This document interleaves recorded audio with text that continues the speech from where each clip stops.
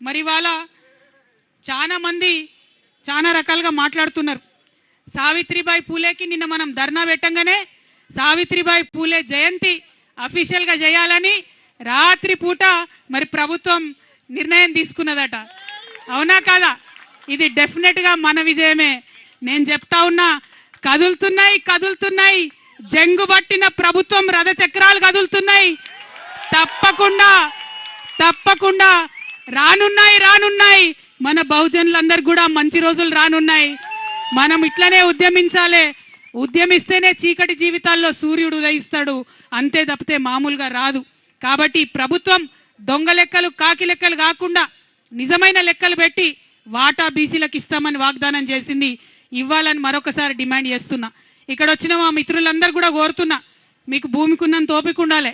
ఎందుకంటే 70 మంది మాట్లాడేది ఉంది. అలా మనము ప్రతి కులం నుంచి ఒక వ్యక్తికి ఇక్కడ పిలిచినాం.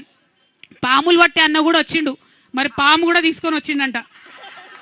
భయపడకుండా ఎవరు, ఇప్పుడైతే కంట్రోల్నే ఉంది అది, కానీ పాము కూడా వచ్చింది మన మీటింగ్కి.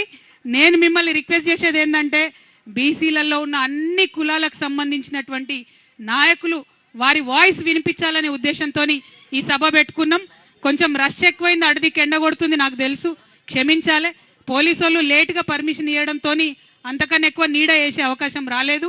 మీ అందరితో నా రిక్వెస్ట్ ఏంటంటే, ప్రతి ఒక్కరికి మాట్లాడే అవకాశం ఇద్దాం. మధ్య మధ్యలో మా కళాకారులు వచ్చిండ్రు, కళాకారులందరూ కూడా మేము బీసీ కళాకారులం ఉద్యమిస్తామని చెప్పి వారు వచ్చిండ్రు, వారు కూడా పాటలు పాడుతుంటారు. మొత్తం అయిపోయినాక అందరూ 70 మంది మాట్లాడినాక లాస్ట్కు మళ్ళొకసారి ఈ మహాసభ తీర్మానాలు చేసుకొని అప్పుడు సభ ముగిస్తాం. కాబట్టి ఓపికగా కూర్చోవాలని చెప్పి అందరికి కోరుతా ఉన్నా. జై బీసీ, జై తెలంగాణ, జై తెలంగాణ, జై బీసీ.